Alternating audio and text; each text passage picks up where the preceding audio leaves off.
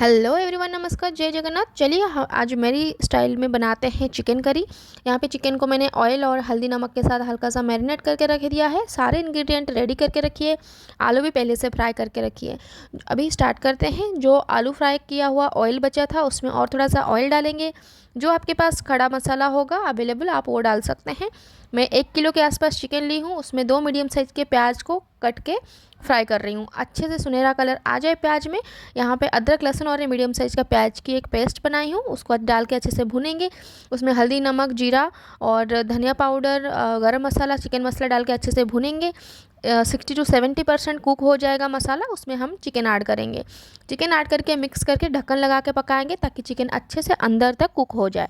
यहाँ पे बीच बीच में हम निकाल के देखते रहेंगे। यहाँ पे देखिए कितना अच्छा सा कलर आ गया है चिकन कस्सा में। और मैं यहाँ पे टमाटर ऐड कर रही हूँ, आपकी पसंद हो तो आप ऐड करिए, अदरवाइज आप स्किप कर सकते हैं।